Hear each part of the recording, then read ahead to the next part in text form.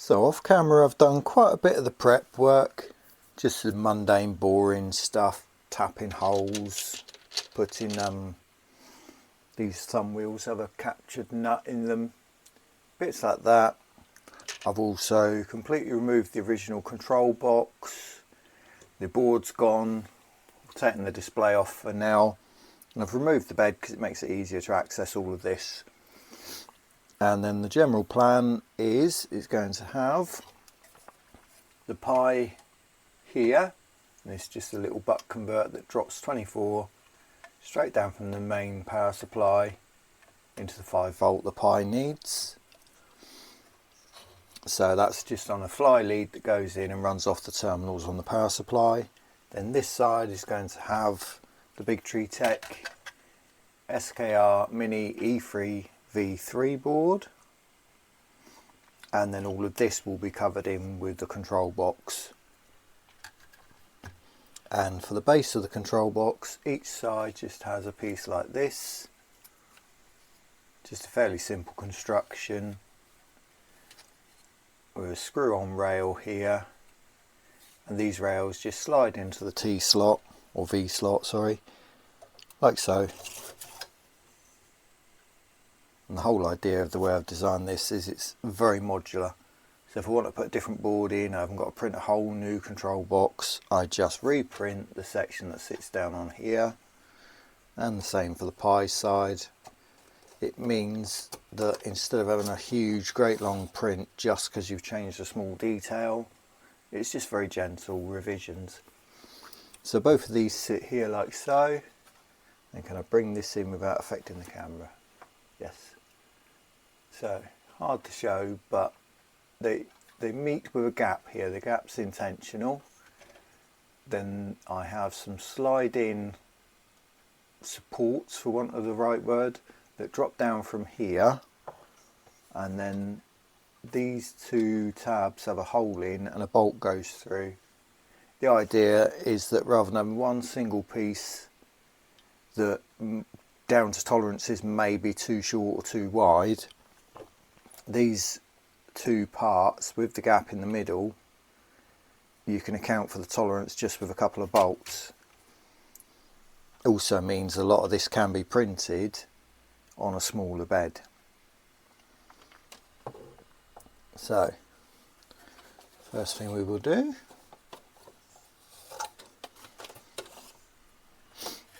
when I screw these rails on, I deliberately leave the screws a bit slack until it's in place. And then I've got my crib list here. So this should tell me what size bolts to use on all the different places. So I think they were 8. That's right. So we need a couple of 8mm countersinks.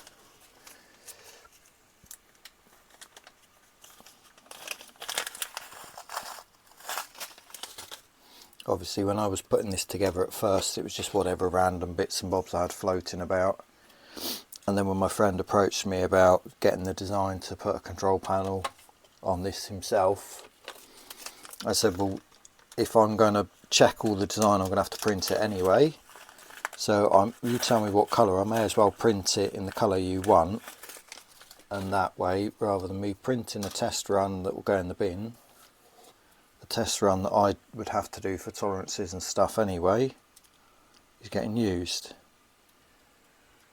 So yeah, we just have a T-nut on the back there, and then this slides in like so. And if you get incredibly lucky, because I find T-nuts very tricky. Hang on, I'm jumping ahead a step. Where did I put it? Excuse me, as always, very smooth direction, very thought out. Right, let's bring you back in. So, one of the things I don't like the way Creality do this is just a slot cut through the aluminium extrusion and the sharp edges. Now stock, all they do when they run the cable bundle through there is wrap it in fabric tape, but it's not something I'm over enamoured with. So I've designed these little parts, a bit like a piece of trunking. And what it does, see if I can actually keep this in frame, is it snaps up in place and it stops the wires catching any rough edges. And I nearly forgot to put that in first. It's a lot easier to do it first. And we can slide this in.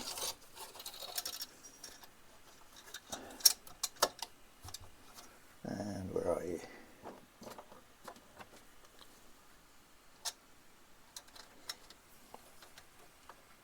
Now I know there's some people that can bang a T-nut in and every time it goes right.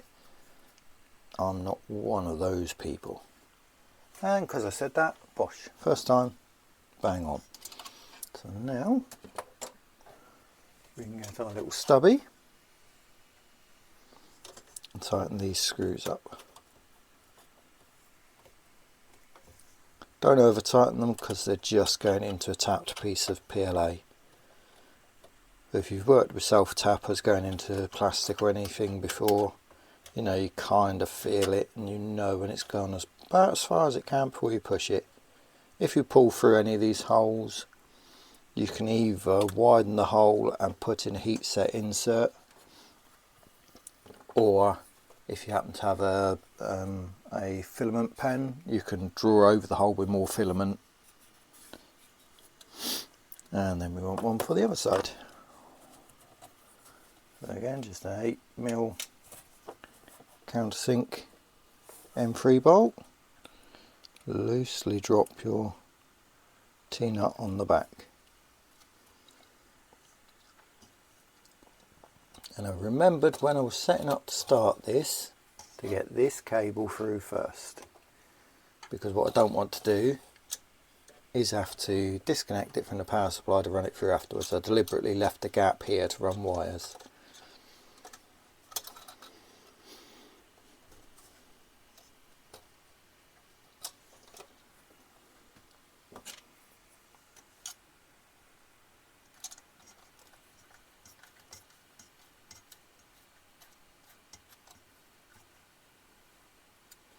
Okay, so that's the two base plates in place. And we can tighten up these screws as well.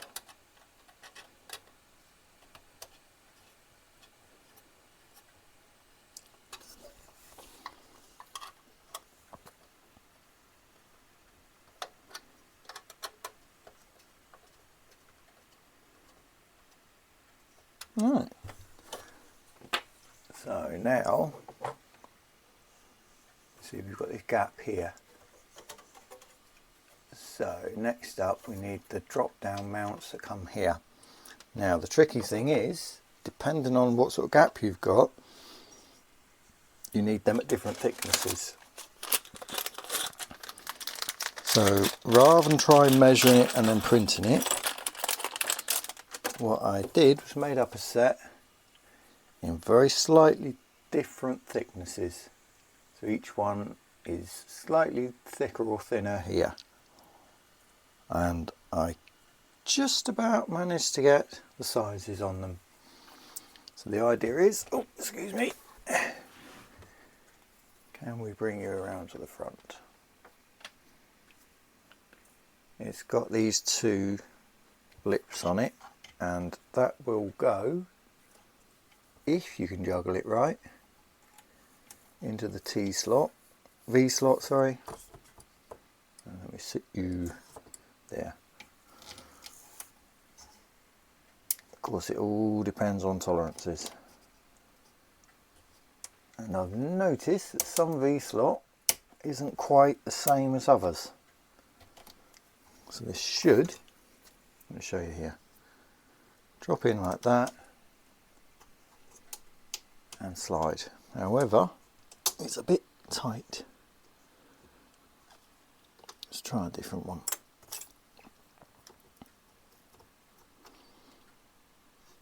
Yep, okay, so what I'm going to have to do is pause here and reprint these with a little more gap there.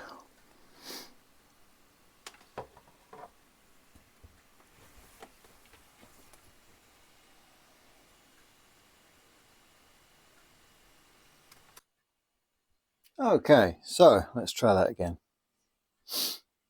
I've now printed off a pair of these and test fit for size this part. So let's show you how they go. Maybe swap hands. Oops. So it slots up under there.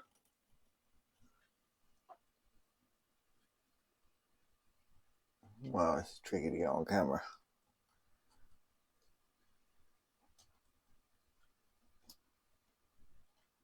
And when you get it right, it just slides in the V slot. Like that.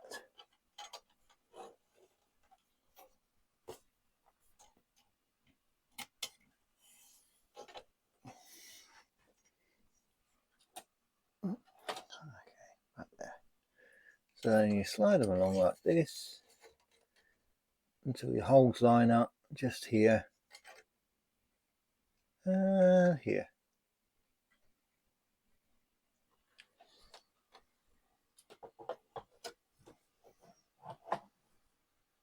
And where's my crib sheet? Yeah. And then you have 2 thumb bolts, 2 thumb nuts. Like so. Here's the tricky bit.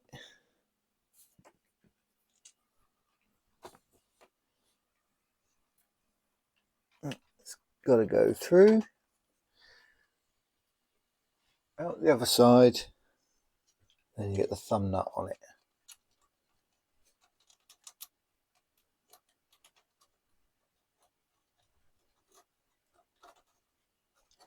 You don't need to wrench them up tight, just a little bit of tension on there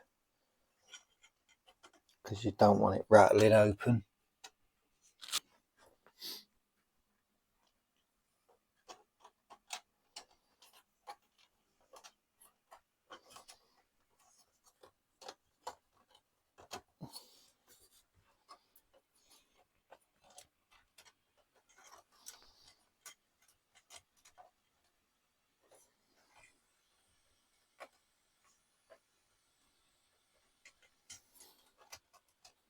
Come on.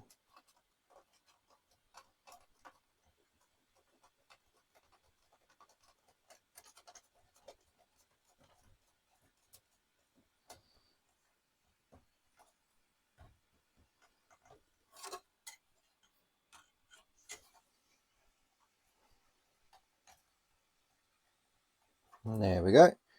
That holds that whole thing fairly solidly.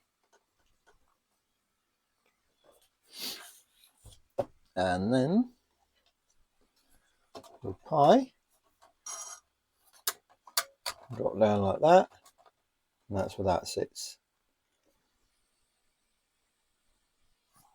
And on the other side, that's where your board goes.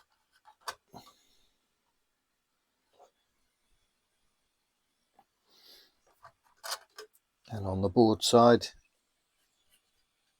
I've already fitted the cooling fan underneath. So there's a hole under that, and it blows straight up on the underside of the board for cooling.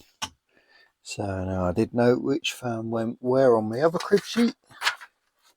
Doesn't matter how many times I'm wiring boards up, I always print out your pin out. That's it. Fan number 2 is the case fan. Because these BTT boards, the Mini V3, no, oh for Pete's sake, the BTT SKR Mini E3 V3, we got there. It has 3 controllable fan ports. So you've got one for your parts cooling, one for your hot end cooling, one for your case. Which means when the printer is idle, so long as you set the firmware right, it sits there quiet. You don't have fans running. It's only a small thing, but when you go around all your printers and they all go quiet, you soon notice when you bring a new one in and it's making a racket. Right. So next up, we want to run the wiring into it, because it's an awful lot easier to fiddle with the wiring by being able to pop that out. It makes it difficult to get these screw holes for when you're fixing the board down, but trust me, it's a lot easier this way around. So we should have all of our various wires. Let's get the hot end bundle first. I've already gone over these. I like to pair up loose wires with a little bit of heat shrink. It's a bit fiddly, it takes a little while, but it doesn't have to save time when you've got a load of wires in a bundle like this. I haven't taken it all the way back, but it's enough to work it out this end. And where the Ender E3Max has two two parts cooling fans, sorry, I've joined the two with a single fan clip. Plug. Sorry, I'm all over the place today. Because on the stock Ender 3 board for the Max, there was two fan ports, but they were just bridged together anyway. This way, that comes in, plugs into your fan port, and both fans up on the hot end are supplied. So I put a JST plug on that, and the hot end fan, which originally went into a screw terminal, I added a JST plug to the case fan, which went into a screw terminal as well. And then for the heater, I've added a couple of ferrule crimps. You don't have to add these, but if you come across any wires where it's soldered and then put into a screw terminal, cut back the soldered section, bare it, and if you haven't got ferrules, just twist it. Don't leave soldered wires in a screw terminal. The solder over time can soften, and then it can allow the wiring to slip out of the terminal, something you really don't want happening. Right, so what shall we add first? Let's put the tail in for the power supply.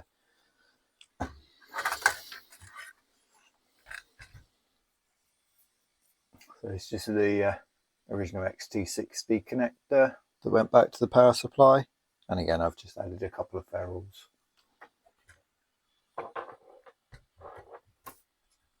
And where did I? There it is. Right.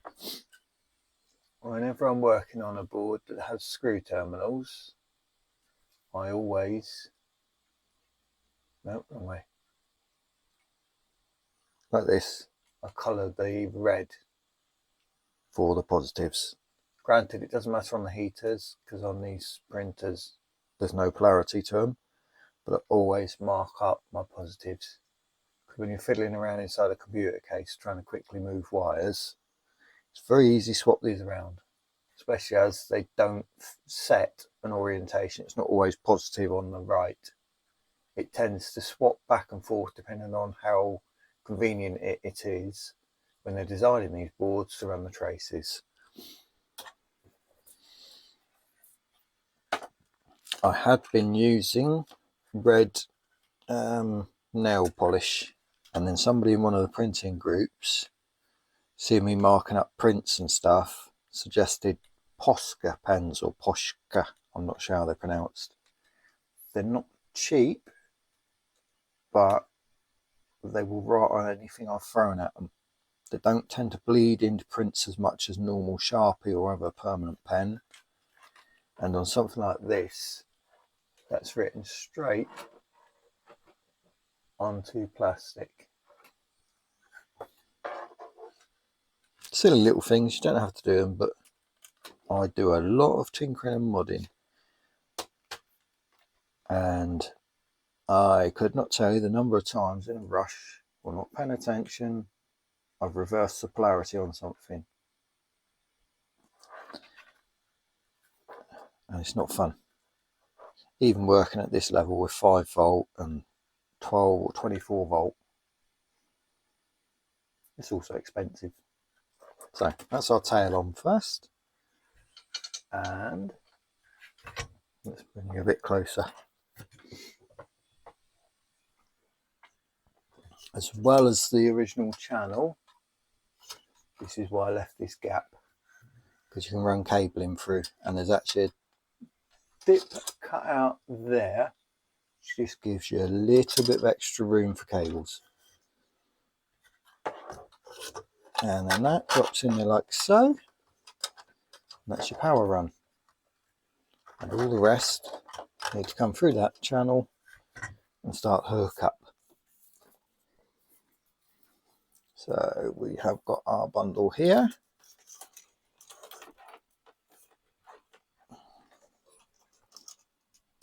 Now there's a cable back here I don't want to get tangled up with if possible, because this has been converted to dual lead screw.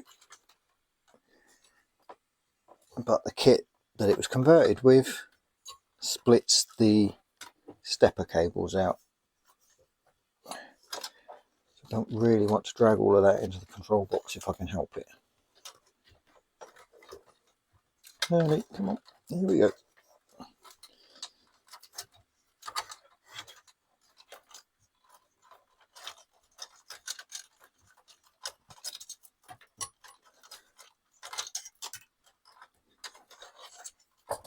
Oops. Sorry about that.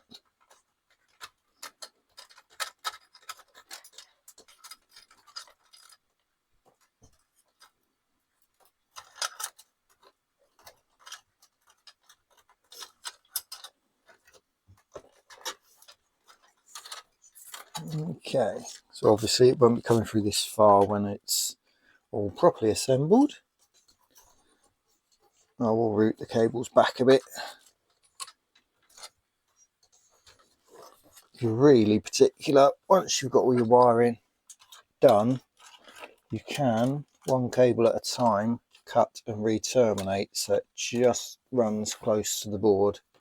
It's tidier, but it's more time consuming. I tend to only do it on cables like this where it's quick and easy, just to nip it short and whack a couple of ferrules on.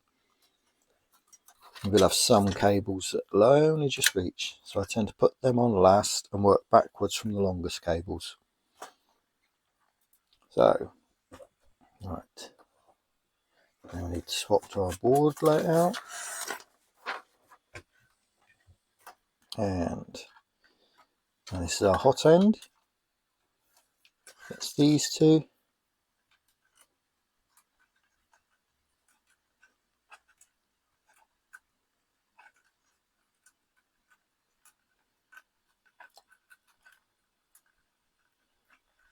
They just need clipping back a little bit. Sometimes with ferrules, you have to excuse me, I'm all over the place today. I had 5 teeth removed yesterday, and I think my brain is still a bit fuzzy. Maybe some of my IQ was sat in my teeth. But kids, if you're watching, make sure you look after your teeth, because having 5 of them yanked in one go ain't fun. Right, let's just shorten those a little bit. Sanity check, make sure we're going in the right ports.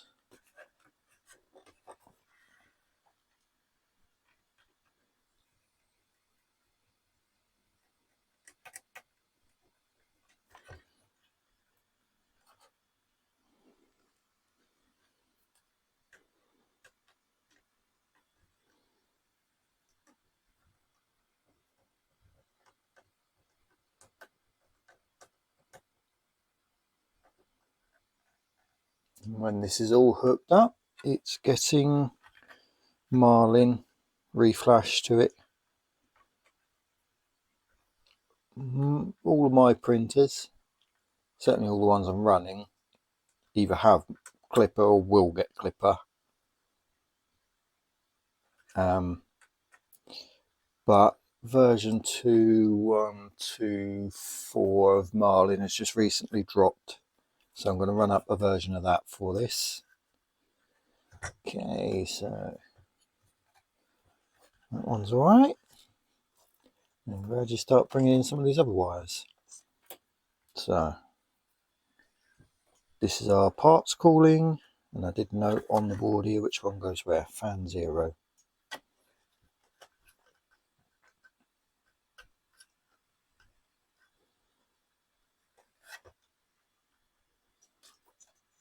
So this will have all the usual tools added that I add to any firmwares I run up in Marlin.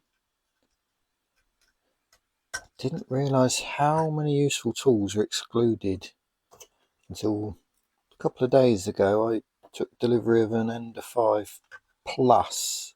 It still had the stock firmware, and wow, that one will be getting clipper ASAP, because I'm going through all of the little menus and 90% of the stuff I'm used to finding just ain't there. And it's not about the layout, just silly things like if you've got a probe on a printer, you don't need to use paper to level your corners any longer. The probe will use a different leveling tool, and it will go to each corner, tap down and tell you relative to whatever first corner it ran what height that corner's at, and you gradually adjust up and down until they're all the right height. Okay, so what we got next? What's got most length follow? Here we go. That's the run out sensor, and I can never remember which one that is. E0 stop. There we go. Right by the BL touch.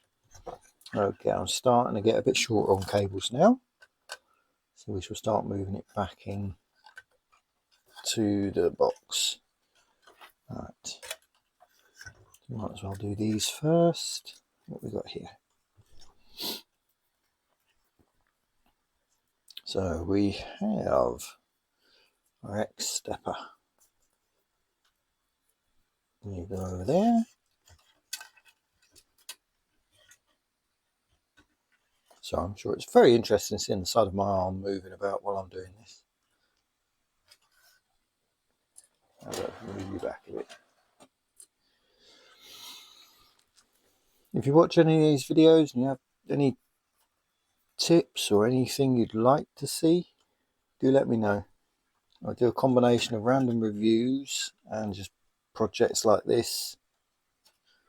And if I get around to playing the guitar enough to get my hand back in, I really must record some more stuff as well. Right, so it's like, no, wrong one, that one.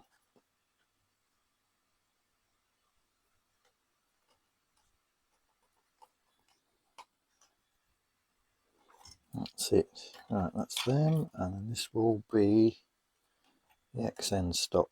And my stops are over here. Right. Let's come.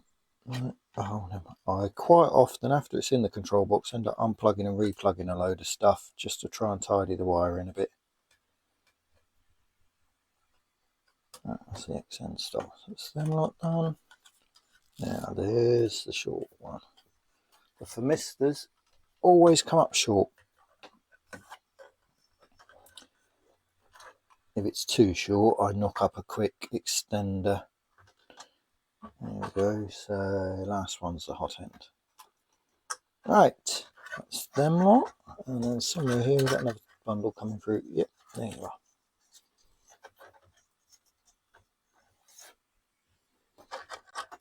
And we have Y and Y in stock. So our Y goes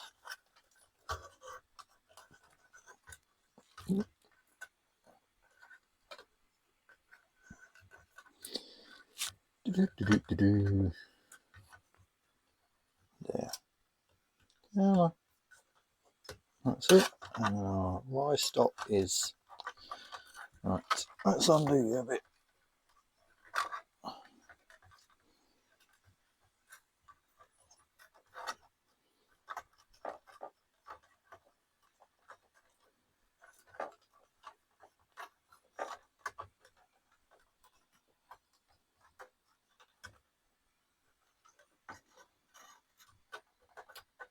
There we go. Right, okay, so that's all of that bundle done.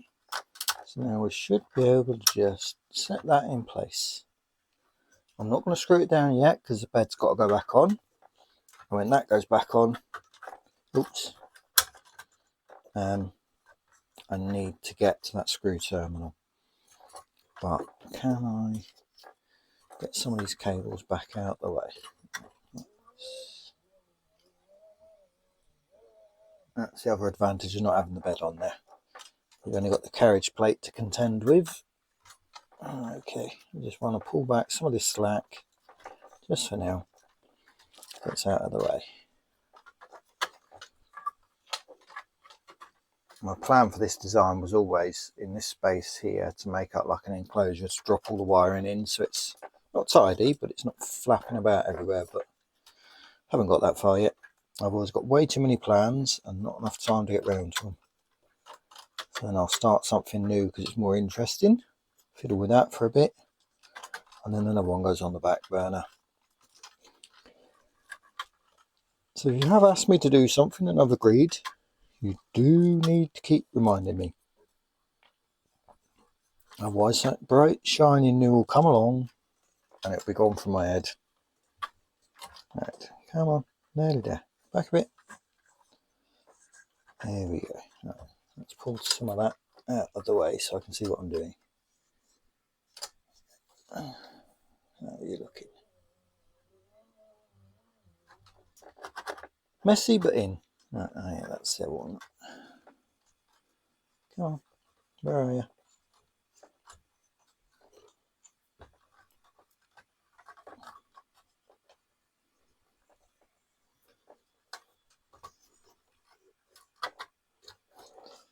All this mucking about is the other reason why it's on riser feet. As well as airflow, it makes it an awful lot easier when you're trying to run cables. Right, so that's that, that's that.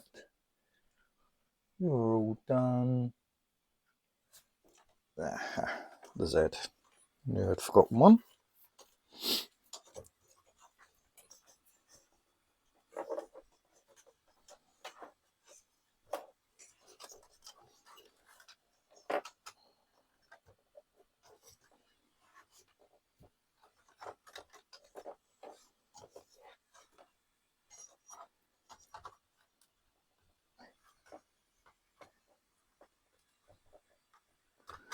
Okay, so it's just the bed and the bed thermistor to go.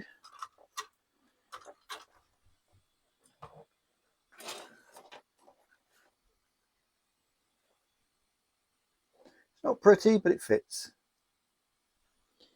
Now, because the kit on this that does dual Z has the splitter down the cable, there's no need for this second Z port. But on this board, if you had dual Z and you had two separate cables going into like a splitter board, then you could run your cables back here and do away with the splitter board. But on this one, I don't know if I can find it now. Oh yeah, just here. You've got your cable running to one Z, then it's actually physically joined there in the wiring. The cable runs off to the other Z, and then this one comes back to the board. But I will tidy all that cable in a way. I've got some clips to hold it to the frame. Okay, so next up, we can drop the bed on. Oh, we don't want that cable coming over there now.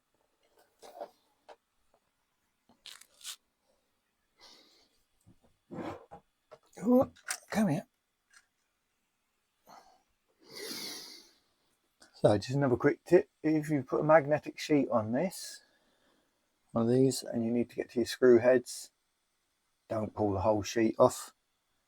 slack your screws and press them up from underneath so that you can find them, and then just gently cut out a hole. So long as you make sure that when you finish, the hole or the bits you've cut out aren't standing proud of the surface, it'll make no difference. But it saves you all the rigmarole of pulling this sheet off, cleaning it all down, and then fitting a new one. And then with this, I did the same again. I just cut back the heater wires and crimped ferrules on. And while I was at it,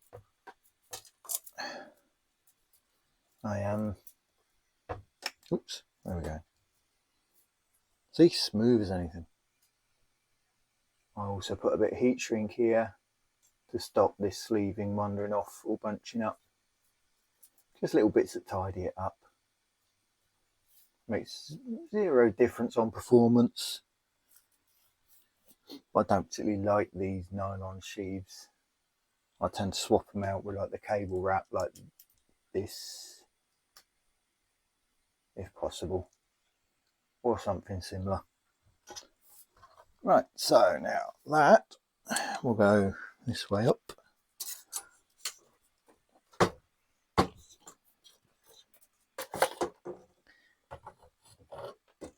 Right, let's fit the bed and then work around it.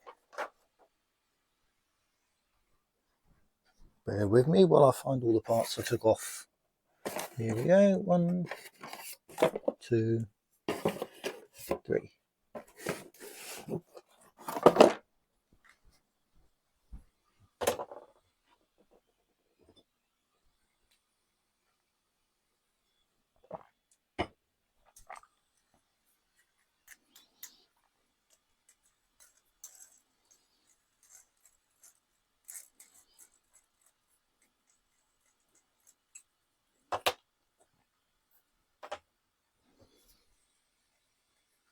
So I'd already converted this from the original springs to these silicone spacers.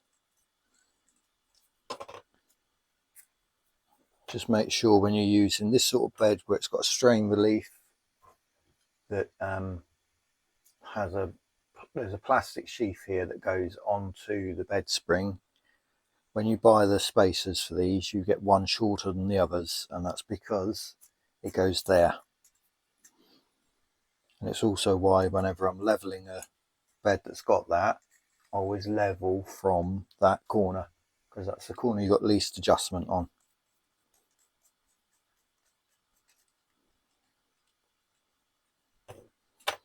Right, now comes a fiddly bit. Trying to get all 4 lined up and keep the screws and the springs and everything else in the right place.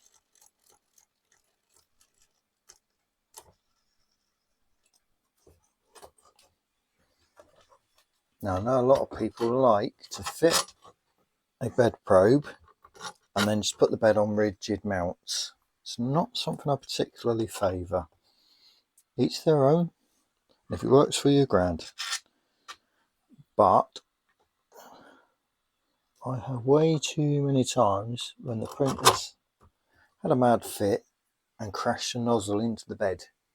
And some sort of spring does help, because it just hopefully lessens the damage while you're racing from one end of the room to the other to panic and get there.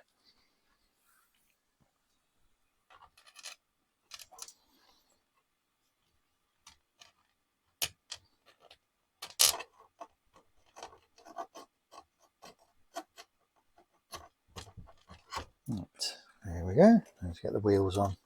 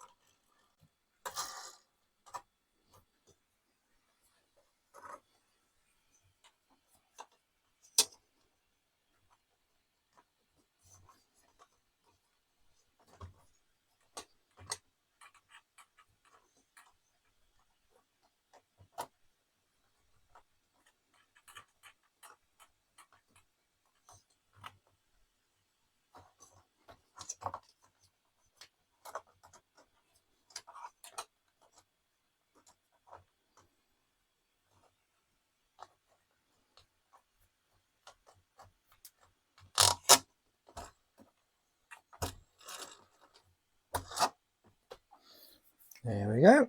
Right, so there's still lots of cabling to tidy up, but now we can drop the bed bundle back in.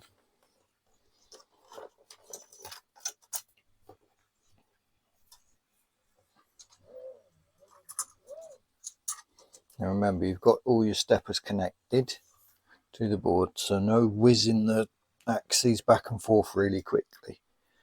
What you risk doing is energizing the board, and that's not helpful, and it can short it. Okay, maybe it would have been easier to do this before putting the bed back on, but hey ho, we'll get there. Come on, there we are, there's one, and there's the one.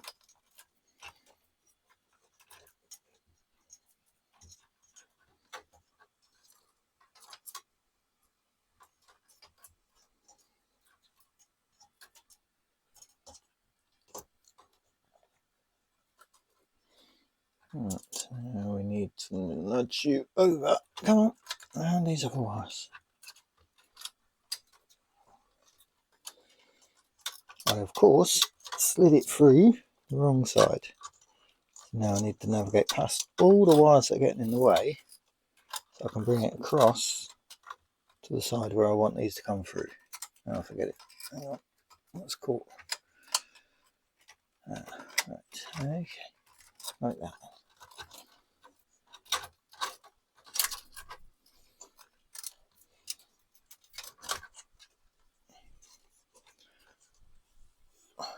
So ideally I want it coming this side of the board where there's not a whole lot of room on those wires. So then we can drop our other thermistor in here. Hang on, let's disconnect that one a minute. One at a time, right.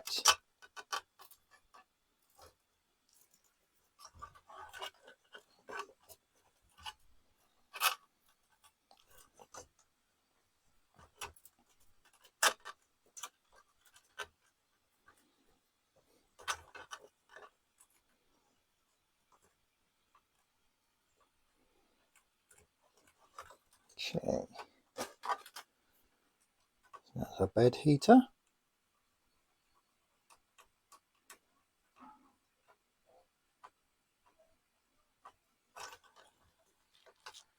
There we go.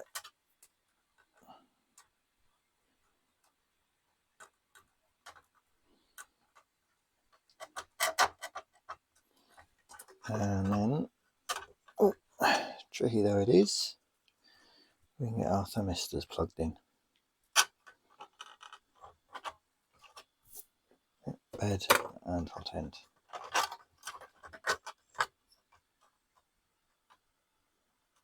There we go. Right. All we have left to connect now is our display.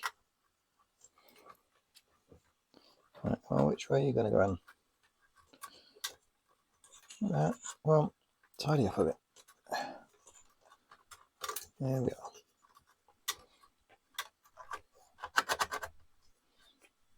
So let's get our display cable connected.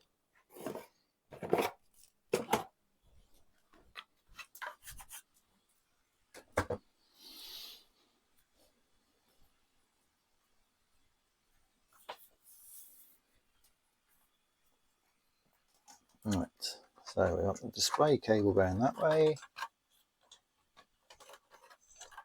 and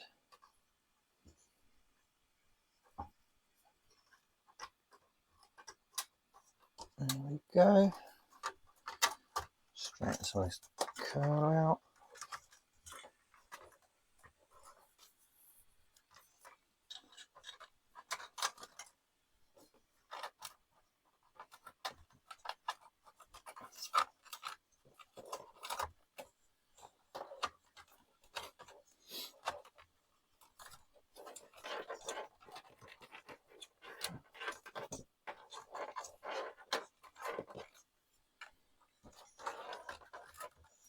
Right, there we go, and that will come up to the display over there when that's fitted. So that is all the wires connected. Not all in the perfect location, but one thing at a time.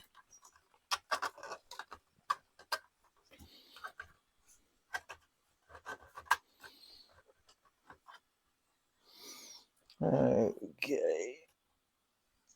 Right.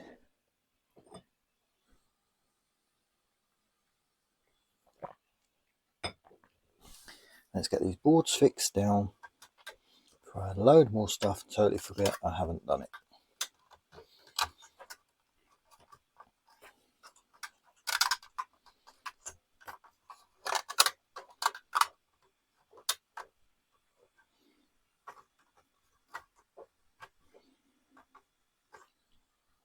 This is where the thumb wheels come in handy. Wrong bit of paper. Goodness me. Wakey wakey. So,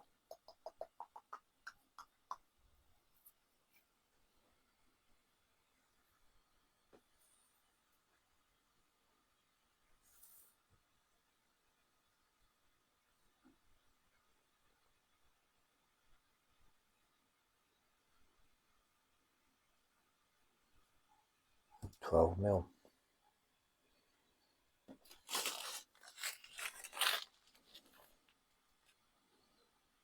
That's the ones.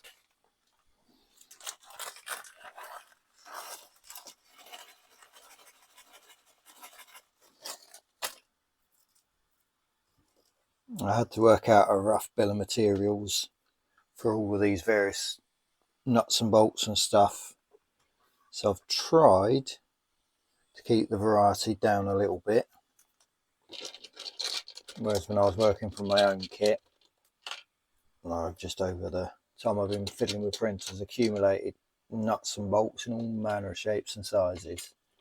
What I've tried to do now is bring it down to a more manageable amount without getting in the way of the design. So I'll put them all where you can't see them. Brilliant. This array of packets is the various different screws, bolts, nuts, T-nuts, etc. that you'd need. That is about the only stuff that isn't printed with this design. Now, if you already have most of it in, it's not overly expensive. It's just tricky where you might need 6 of one size. You end up having to buy a packet of 20 or 30 or 50.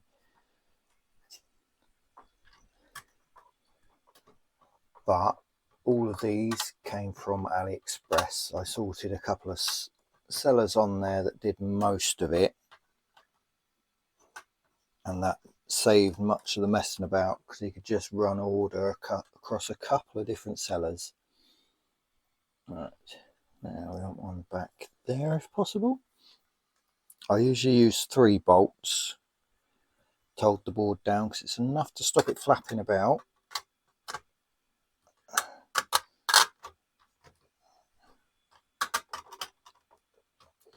Because you don't really want it rattling, but you can't get to every spot on there. So we're fixing it down with 12mm button head bolts, M3, and then underneath just these thumb wheels. When you're using these, especially if it's on something that's got to have a bit of tension, remember to put the nut at the back, otherwise it will just pull straight out of the thumb wheel.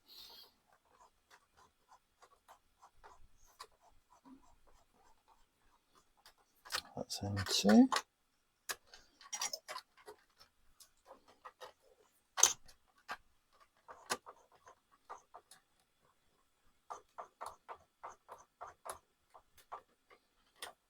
And having thumb wheels underneath just makes it easier to grip.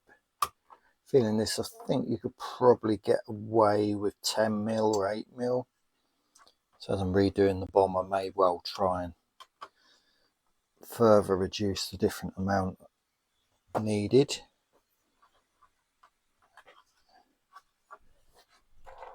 Okay, now if we can get one in the middle over here.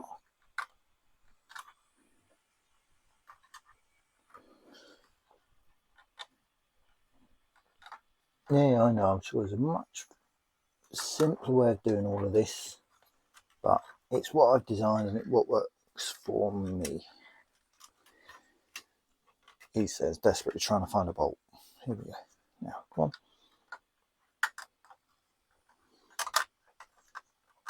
There we go. And then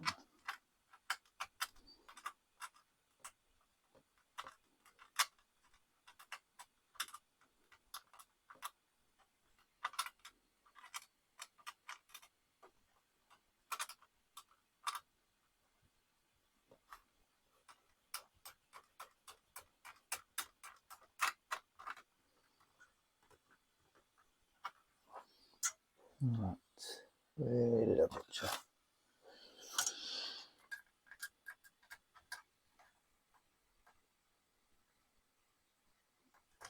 Okay, that's one side done. Okay, now can we just please don't wipe everything off of the desk. There we go. And then we do the same this side. Let's start with that awkward one.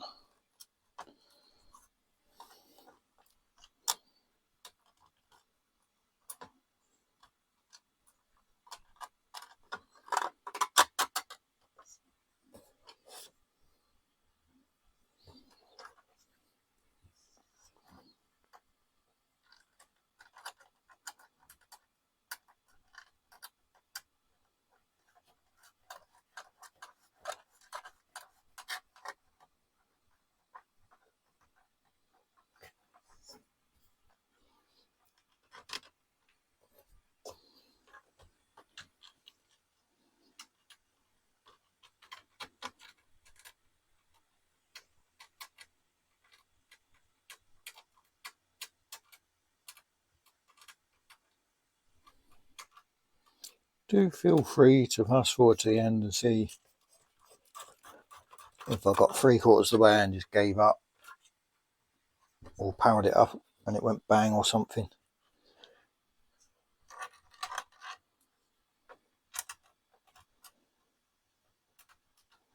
Unfortunately, by documenting a lot of this on film, it does make it rather a boring video. But I have been asked a few times to make this design available. So I figured if I recorded most of the process, then someone could skim it to follow along.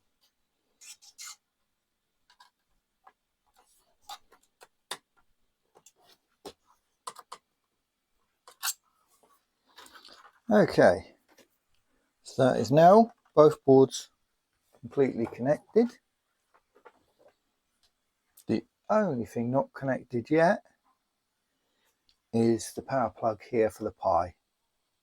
The reason for that is if you haven't used one of these buck converters before, there's a tiny little screw there that you use to adjust the power to step it down.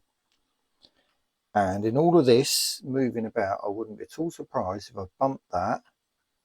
So before I actually plug it back into the Pi, I will put a meter on it and just double check, because you want this giving out about about 5.1, 5.2 volts. The Pi likes a bit over 5 volts, but what I don't want is to plug that in, power it up, and the Pi goes bang, because this has been knocked up enough to nuke the Pi. Not least of all, because I don't really want to have to pay for a replacement Pi. And that's the other side, all fixed in place. And hopefully I won't have to retrace my steps and undo all of this. So you can see it there. Now I believe amongst all the bits and pieces I had should be the cable to connect the Pi to the board. Let's have a looky-loo. Or if not, I'm bound to have spares somewhere. In fact, I saw several when I was looking for something else yesterday. Let me guess, you're not going to have the right end, are you? Oh, result. Now, is this cable going to reach? It's not the longest of cables, so it's got to go into the pie and into the front of the board. So if you go in there, yep, that'll do. So now what we do, hang on, spin it around.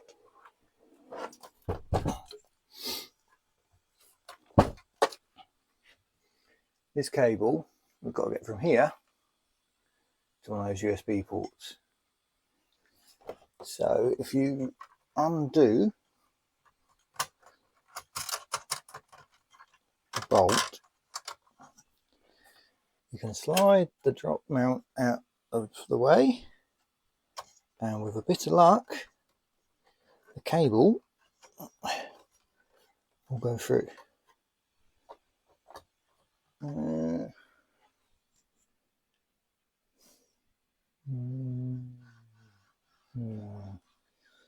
Maybe. Hang on.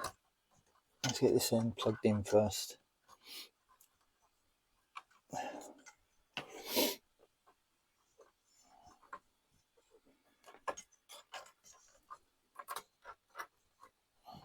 It's always one wire I should have put in sooner.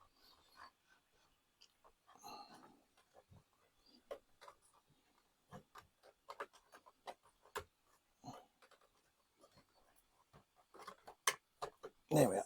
Right. Not ideal, but will you still reach? No. Great.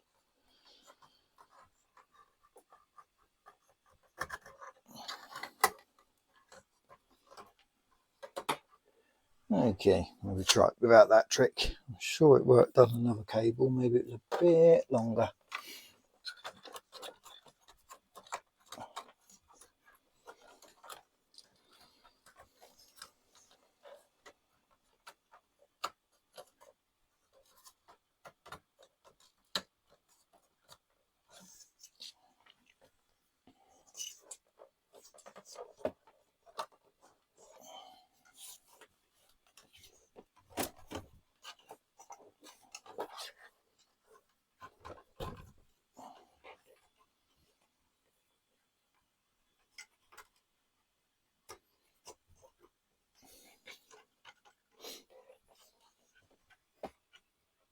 Okay, so with that one, that trick ain't going to work, but there we go.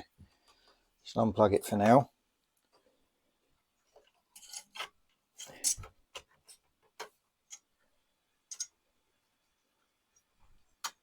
Quite often I just cut the end off the cable, get it to about the right length, and just solder on a new end.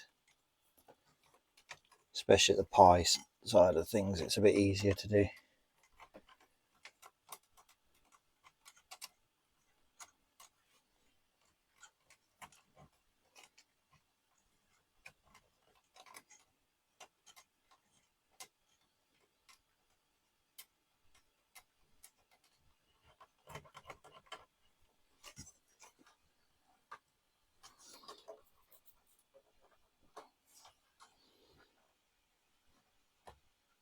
Right.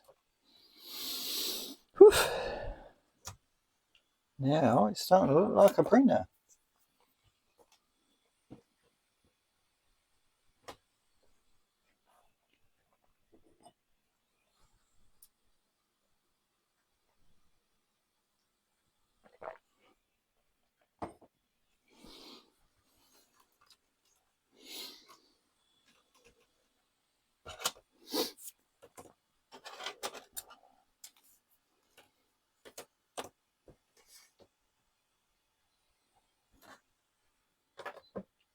Where did we get to? Oh, I think at this point, I'm going to take a break, make a cuppa, sort out the firmware and stuff, and then circle back. So I'll end this video here, and then run up the next one when I come back to it. But it's definitely time for a cup of coffee. Okay, thanks for watching.